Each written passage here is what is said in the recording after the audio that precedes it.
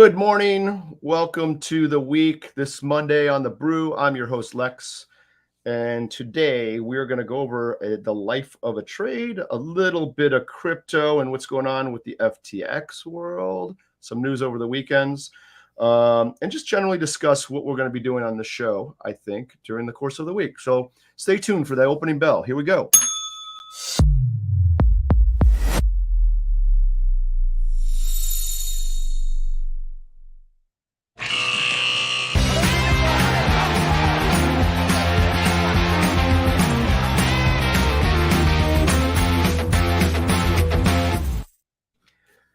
Good morning, Mal. Good morning. It's the Monday part of this is tough. We already talked about this, right? You can't see it, but someone's actually holding me up in my chair. They're just standing behind me, making sure I don't fall over. A little sleepy? Yeah, a little bit. Okay. All right. Well, good to see you. Welcome to the week. Today we're going to go, what we're going to do today, we're going to kind of introduce to, the whole deal today. How's that sound? I mean, Okay. we'll get into the life of a trade and a couple of things I know you have on your plate that you're dying to ask, right? Well, first I'm going to interview you. Oh gosh. Okay. Can you just give us the little brief bio on Molly? Yeah. Well, the gal from California. When I was 3 years old. No, I'm just kidding. So I have an accounting finance background, and I started in auditing, bore.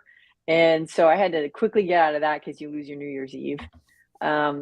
Then I'm a surfer, so I gravitated towards swell and surfline and did some finance there. And then I moved up to Quicksilver, and Quicksilver is a surf company, and I was director of finance there.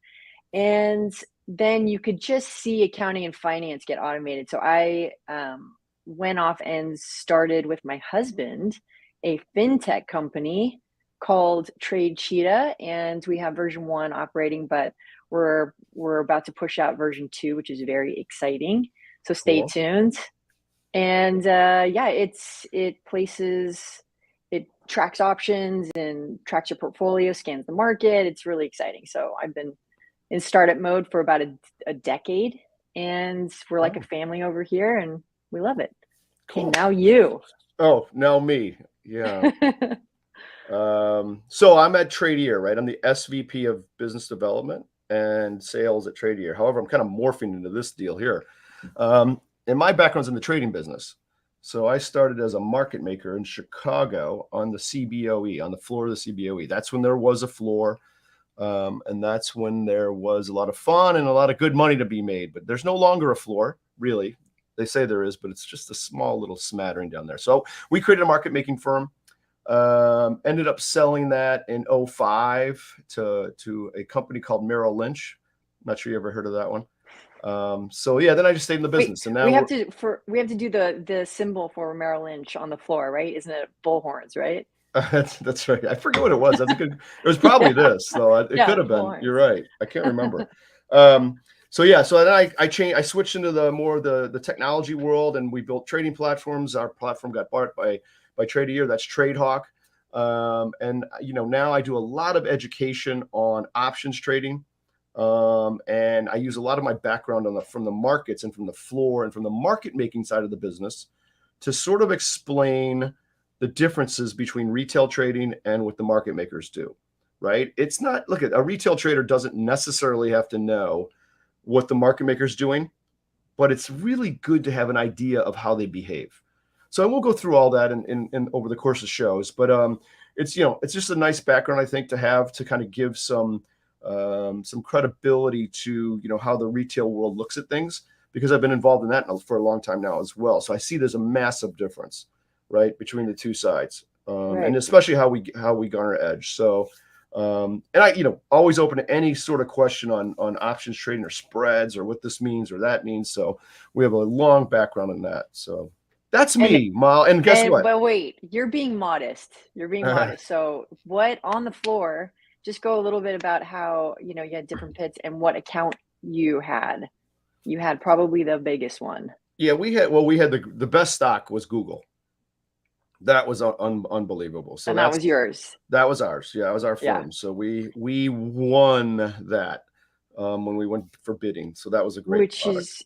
Huge. And can you just go a little bit about so each pit, is it like Coachella where you go to different stages? Like, tell us what it's So you like. have a drink ticket and you have a beverage ticket or a food ticket, Right. right? That's what it was. Yeah. No, Okay. you could, the pits were separated physically on the floors, right? So this pit had N number of stocks, this one had Y number of stocks, and so on. Our DPM had posts around the floor that we were responsible for making continuous markets and bids and offers the whole way through. And Google was one of those products. Among others. We had tons of them. So we probably had 350 different products that we were responsible for, over the course of, over the span of the country. So it was great. It was an awesome business, and things kind of changed. We'll get into all that too down the road, how things change and what it meant. And I'm gonna just step out there and say, Lex, you are the first market maker to step over and confront the retail traders and pull the curtain back on Oz and let us know the secret ins and outs of how that Yeah, world works. And it probably still yeah, works. yeah. It's interesting. At the least, it's interesting. At the most, there's some great metrics for retail traders to understand.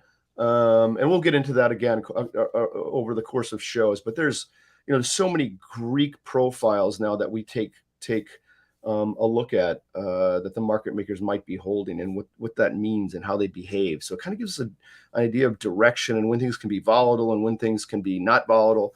No, does it mean it has to be true? Of course not. Nothing has to be true. Anything can happen. But it's nice to have edge. And I'll speak about edge all the time, right? Because if you don't have an edge, it's going to be really hard to make some money, right? You have to have an edge. And in the market maker world, they have edge. The retail world has some edge. They're different, very, very different. And if you were to give, if you were going to, put it this way, if you were going to talk to yourself when you were first starting out, what advice would you give yourself on day one? On day one, it was more like month 1 through 6. Okay. I sucked. Okay, that's good advice. Like, I sucked. I was terrible. My God, I couldn't make any money. I lost all the money that I was given. Okay. It wasn't maybe 6 months, but it was pretty close. So that was tough. But I had a backer. The backer kind of patted you on the back. He believed in me. He said, "Okay, kid, we're gonna fill that baby up, that account up again. Let's go give it another shot." So that's when I really went to work. I didn't, I went to work in the first part, but it's not like going to school and going to class and going through steps, 1 through 10, and all of a sudden you know something about a topic. It was like, okay, here's what a call is, here's what a put is, here's the relationship of the two. Good luck, kid. Get out there. Oh my gosh. It was I'm like having a panic attack right now. Yeah, that's what it was like. And so I did my best. I kind of had a couple ideas, and I just kind of mimicked my backer, what he did. And it was, as it turned out, he was a big premium buyer. And what that means is he bought option premium, and that gives you long gamma, and that allows you to scalp gamma, sell when it goes up, buy when it goes down, and try to make a little money to offset theta, right? So I started doing that too, and I'm like, oh, this is easy. He makes so much money doing this. Simple. Well, needless to say, 6 months in, all my money was gone.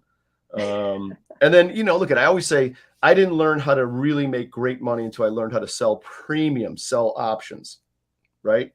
Now, don't take that as blindly selling options. I'm not saying that.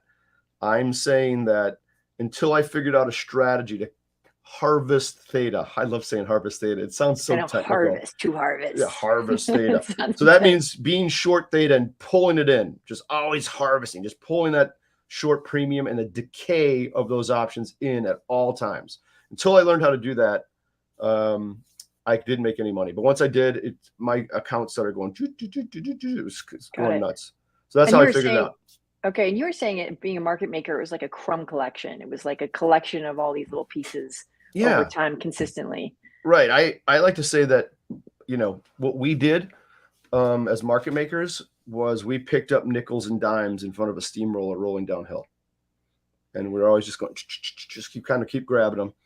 And if the steamroller rolls over your hand, it's gonna hurt. And and that happened from time to time, right? Yeah, and I think of you as a mentor, and you've told me over our time together about discipline. And that feels, even though it's a small bite here and there, if you just stay disciplined and on a routine, you it's can you just talk about that for a second? Yeah, so we did, as we got bigger and bigger, we had we called it a options university within the firm, and we actually hired a professor, lack of a better word. He wasn't really a professor. He just knew options well and was very good at teaching them. So he was the head of our school. So what we would do is we would hire young men and women to be part of our trading group, right? And all that means is you just work for us. We put up the money. You got a split of your P&L. And if you lost our money, we have to decide to let you go or put more money in, just kind of like what happened to me. So our method, our system, was very inclusive and very, it really went deep. We talked about buying options, selling options, risk management, position sizing, all that kind of stuff. That was all part of our fundamentals. We didn't really teach people buying versus selling premium, right? We let the individual find out what worked better for him or her as a trader. Some people like being long premium, okay, and it's not a bad thing. I'm not saying it's bad. I just couldn't figure out how to make money doing it. I had to do the opposite. But we taught both methods. Now, back to your question, the number one thing that we really stressed and people could easily get fired over was lack of discipline. Wow. Right. So we said, don't care if you're buying it, don't care if you're selling it, but you have to have a discipline that is like just second to none. Right. Because if you can't have that discipline and stay with, the methods that we're going to teach you, then you're not going to succeed. So we were very strict about that part of it. And you look at discipline. We had risk managers, right? They were upstairs in these little bunkers. And no one knew the risk manager. They just knew the name. It was like the Oz in the firm, right? You get a buzz on your phone. Yeah, this is the risk manager. Shock. It was a shock therapy, right? You're long too many deltas. And then the person goes, "Oh, sorry," and it goes, "Get flat." Then they hang up. That's funny. So yeah, we were sticklers about being very Greek neutral in the whole portfolio. Now we would take leans on Vega and Gamma and things like that from time to time, but we were very disciplined about that. So yeah, that's how we did it. We were super disciplined about those things. And you're still being modest because, as on that subject of discipline, when you built TradeHawk, inside there are some trading bots, and that speak to how technology has affected discipline since you built this program. That's a good question. Mal, that's a great question. Holy cow. That's not even on my list. I know. That's unbelievable. This is on my blank list. I'm just ad-libbing. Holy cow. Yeah, so we had and again, I don't want to get into the depth of this because it's a whole show, but we had a certain edge as market makers. And then when we moved to the retail side of the world, or even the off-floor side of the world, as market makers, the edge changed, right? It was a little different. And I've been on the buy side a good bit as well. So we had to start figuring out ideas and reasons for generating trades, even as market makers, once it got electronic and it moved off floor, right? It's very hard to compete with machines. But we built a great tool. It's called TradeHawk. It is available at Tradier now. It's a high-powered stock and options trading platform. Okay, it's for retail people. That's what it's for. Now, it has a lot of bells and whistles in it. It might be overwhelming for the beginners, which we totally understand. But it's very customizable, and you can take things out of it if it's things that you don't use, right? And it's modules that just aren't important to you. So those all can be removed. So the bottom line is you can customize it to fit your style. Your question is, well, how does that help us as traders and retail folks? And what TradeHawk has is it has the ability to set trade plans and themes around that and make it very disciplined on its own. And I'm a big fan of that. I'm a big fan of automating exits, automating entries if you can. And look, everyone has a different reason for getting in and getting out of a trade. But if you can automate it as a retail person, you're not going to let your emotions take over, right? And do something dumb. Emotions cause people to do dumb things, right? Yeah, So if the machine has no emotions, right? That's why I go to Chat GPT and ask for a poem for my wife for her birthday. So smart. It's just perfect. It always gets the right one. So the technology takes care of it, right? So in that regard, I would say that Trade Hawk, is also for the beginner. So if you're on the show and you're watching Lex, he's going to demonstrate on Trade Hawk a lot. And what you'll find is that when you're just saturated in this, in a week, 2 weeks, 3 weeks, all of a sudden you don't realize how far you've come, but that Trade Hawk will become second nature, even if you're just starting out. So to just come on and take a look, and if you see it come up and if it feels overwhelming, anything when you're starting feels overwhelming, and the discipline in studying is also important to stick with it. Yep. And the beauty of the product too, the Trade Hawk product, is that we offer online live private demos. So I will get on the computer with you on a Zoom and share my screen and take you through the tips and tricks of how to use the product. We'll tape it, record it, and we'll send you the recording. So it becomes your own private, personal user manual of sorts, right? So yeah, and this is we shouldn't assume that people notice that, often these programs are built by software engineers and people who may not be expert traders, but they know what the market needs. You, as a market maker and an absolute, Jedi Knight in options trading, has also built this software program. And you, in this very moment, anytime you're on a live show, you can actually type in YouTube and ask you a question. You can get in contact with you. You're absolutely accessible. We're going to do Hub in the Pub, so you can actually go have drinks with Lex pretty soon. Ooh. And so all of that is coming up, and that makes this software program Trade Hawk and it isn't a sell. It's just that you really want to go, when you're out in the jungle, you want to have the best tools to make sure that you get through safely and you have the most fun and make the most return. Yeah. Right. All about edge, right? We have to get all our edge. Yeah. And a good point on the question. So, part of our protocol on this show is we really want, viewer participation. We love comments, and, comments we would, if you have questions about things that we're talking about, and you don't understand it, throw it out there. We did about 15 days of practice sessions, and we had some comments from folks whom we invited. It's just awesome because that tells us that, hey, wait, slow down. We have to go back. Excuse me. We have to go back over this topic. We have to explain it a little better. We love that. Okay. I have a horrible habit of speaking fast, and Molly's here to slow me down. Right? And by the way, I don't know about that, but I have a terrible habit of talking too slowly. So so maybe that's a balance. No, that's good. So yeah, we encourage comments and questions. It is available on YouTube. It will be available in the hub if it isn't already there, the Tradier hub. So if you signed up for that, you'll get links to watch this inside. That's perfect.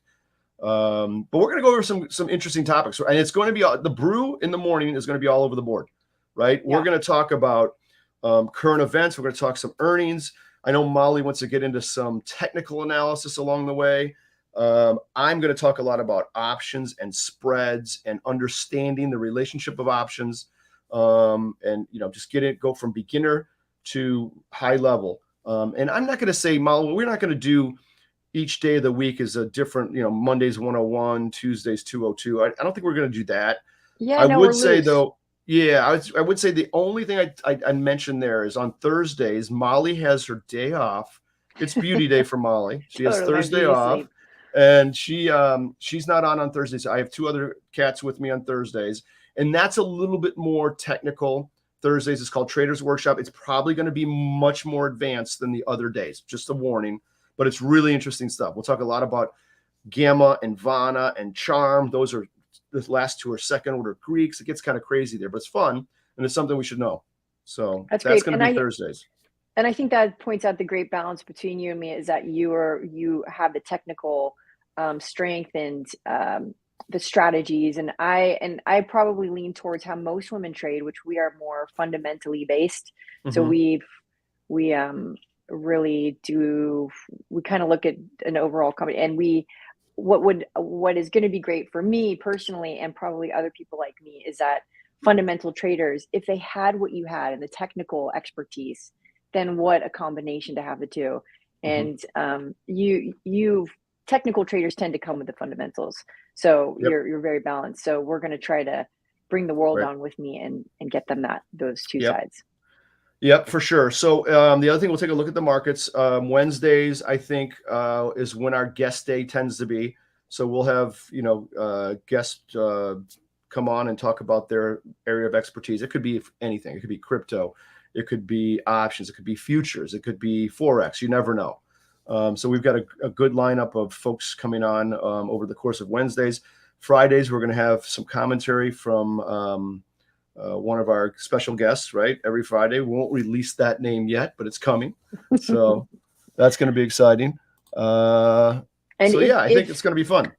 As guests, if you do come on the show, you will get hazed. We will torture you. So it's going to have fun, and it's going to be really fun. And if you ever want to come on the show, just give us a holler, and we'd love to talk to you. Yeah. Yep. Good. Look at this question, Ma. Let's see. Can you see that? Yeah. Yeah. Can trade have be driven? I think the question is around using your keyboard as opposed to your mouse, right? Yeah. I would say to this person that it's predominantly mouse driven. There are keyboard strokes that exist, and if that person would email me at tradehawk@tradier.com, can we put that in the comments? Maybe Max or Ruben can put tradehawk@tradier.com. So that's the best place to send questions via email. The whole team sees it. I see it. I'm usually pretty quick at answering those questions, and I can send you a little video of how to work things. So if you have questions about TradeHawk, do send us an email. We will go through a lot of TradeHawk over the course of the shows here and show you some cool little things and features and how I look at certain things. But yeah, I'd say the answer to that question is it's predominantly mouse driven. There are keyboard strokes as well. And my guess is that question centers on maybe the gamers like the keyboard better. I don't know. I could be wrong about that.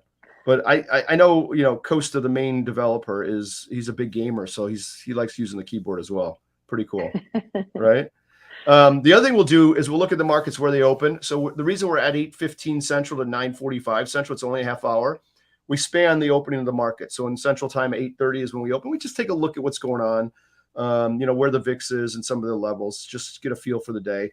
I know, Molly, you're going to be pushing me over the course of the week on certain stocks, earnings, revenues, all that kind of thing. Right. And I'm going to always try to pull you away from there so I can talk about options. The thing I know. Okay, totally. So, right. Do we have time to go through when you click on the send button, what happens, or no? Do you think we got 3 minutes or so? Let's do it. All right. Let's go to the remarkable real quick, and then we're going to go to the markets before we end. So, now this is another little cool feature, the remarkable. All right. This is my little drawing pad. This is thanks to Molly. And I always say hi, Molly, when I come in. So that's that there. That's to make sure she's awake. So Mechanics Mondays. So this is what you're looking at is a typical. Sorry, Lex. I secretly asked you to autograph every explanation. I'm saving them. Okay, they're appreciating. I autograph down below. So this, and again, my drawing is chicken scratch. I get it, but it's a nice little tool. We'll do a lot of formulas in here too. So I got to draw out the formulas when we talk about certain things like expected move and applied volatility stuff. So we'll get into that as well. But this is typical. So just so some of the beginning folks understand, when you look at an option grid, we call it an option grid in TradeHawk. It's a chain, it's a montage, it's whatever the heck you think it is, but it's the compilation of all the options. What's typical in our industry is that strikes are in the center and they go from lowest to highest. Now, a lot of people say, can I invert that, right? Can I turn it over and make them go from highest to lowest? Right now, the answer is no, but the answer will be yes. You'll be able to sort that column, okay? Also, calls are always on the left and puts are always on the right, okay?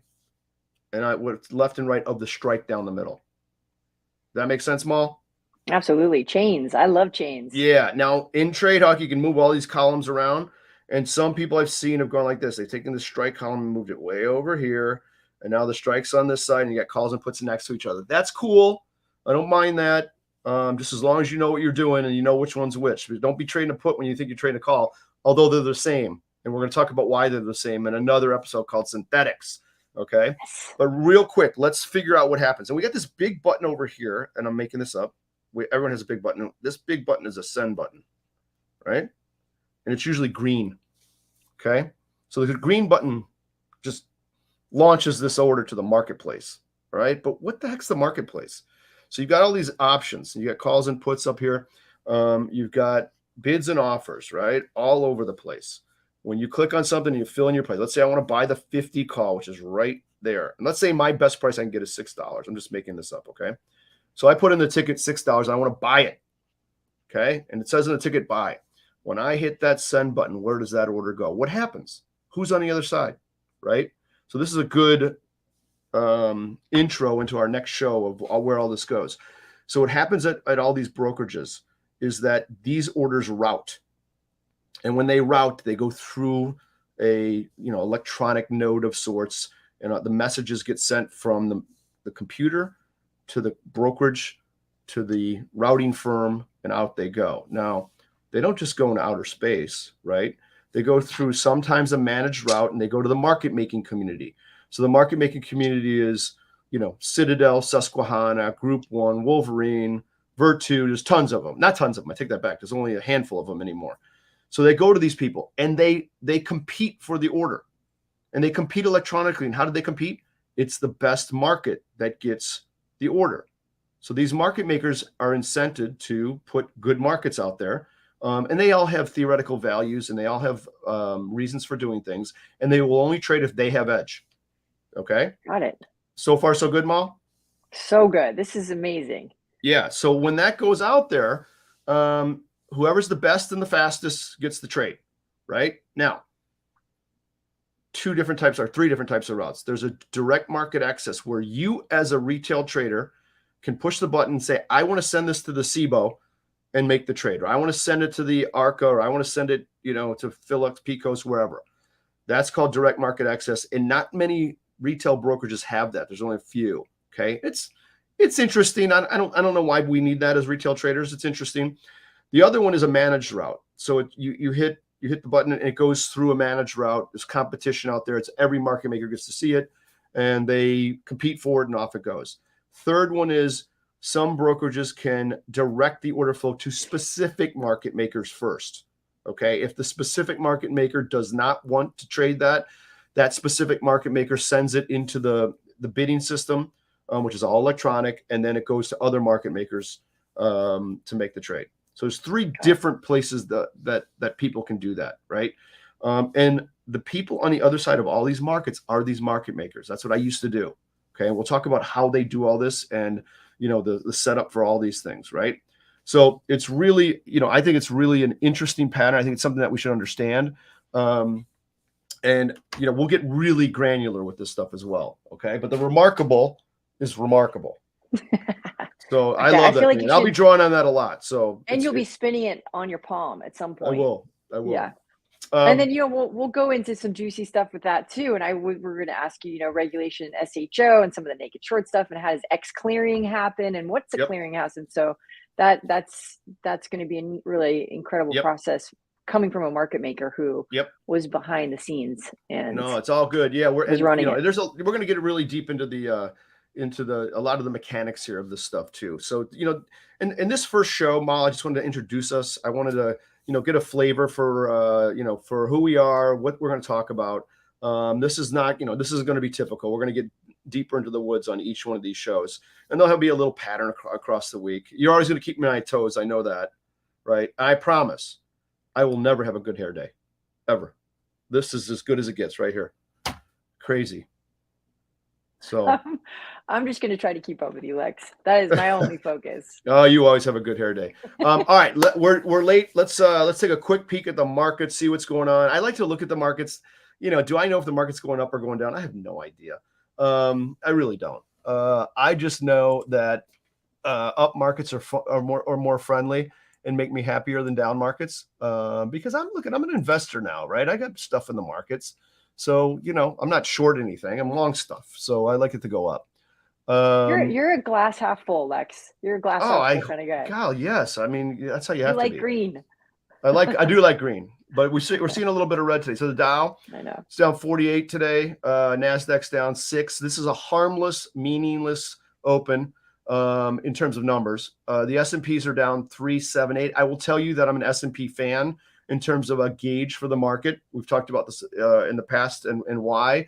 We will get into that over the course of the week. I do not look at gold, but there's a great show on Wednesdays with the Trader's Edge. Those guys are great on gold and oil, but I can talk about it, so we won't get into that too much. And they're also really good on the U.S. 10-year, the treasuries. They're very good on. The only reason I need to know the euro to the U.S. dollar for me is if I'm traveling to Europe. That's it. Where are you going? Which I am going to France soon. So yes, I need to know what that conversion rate is. And the VIX I'll talk a lot about. So we'll talk a lot about the VIX. Everyone should know. Yeah, the VIX is really neat. Everyone should know that Lex is a wine connoisseur, and he has a 007 layer underneath his house filled with wine. So are you curating that collection when you go to France? I don't know yet. You know what? I don't want to. Yes, the answer is I will definitely look because we're going to. Yeah. No, sorry, go ahead. No, we're going to the south of France, and we're going to have a home base in Aix-Provence. I don't speak French, so I'm I need one more. Sure. I need coffee before I slur that. Yeah, and we're going to do a couple shows from over there, and I'm going to try to do one in a winery to get a feel for wine futures and trading. Ooh. I hope I can talk to the owner about that when we're over there. So we'll let you know. We'll give you plenty of heads up on that. Here's a question. Are the Greek values in TradeHawk multiplied by 100? Yes. So when you look at a Greek, it is always a decimal, and we don't talk about them like that. If we say 50 delta, right, which is an at the money option, it's actually in mathematics 0.50. Okay, but we considered it at 50 delta. In options, everything's multiplied by 100 because that's what a single option controls 100 shares, unless there's special cases. And when we have special cases, we're going to talk about them because there's some interesting splits that are kind of neat to follow. But yes, so TradeHawk bases it in 100. And I even believe, that when you look at a delta. Oh, sorry, go ahead. Yeah, I was just going to say that they're called contracts. Correct. For the jargon that goes down. Yeah, it's it's part of the jargon. I would say that I think that when you see delta in a column on TradeHawk, it's probably a 50 delta is shown as 50, not 0.50. So we do make that that stipulation in TradeHawk. So we'll see a lot of TradeHawk. There's a lot of great risk analysis tools in there that we're going to go over when we talk about butterflies and broken wing butterflies and the comparative of two, why you do one versus the other. We'll get a lot of that stuff done. And I'm going to be better about timing because we're 5 minutes over, Mal, and that's not good. You know what happens if we're 5 minutes over? We need discipline. Stale toast. Yeah, we need discipline. All right, good. Let's stop there. We'll pick it up again tomorrow. Every day, 8:15 on the Brew with Molly and Lex, and we'll have some great topics coming up. They're going to be all over the place. It's going to be really fun, right? You're going to keep me on my toes, right? Yeah, you and you're going to take the world with you, and we're going to mind meld your brain and see what's in there. I love it. All right, we'll see you tomorrow, 8:15 Central Time. I'm in Chicago, right? Still here. So we'll do it. All right, Mal, talk to you tomorrow. That's a wrap. Bye, Lex. Close it.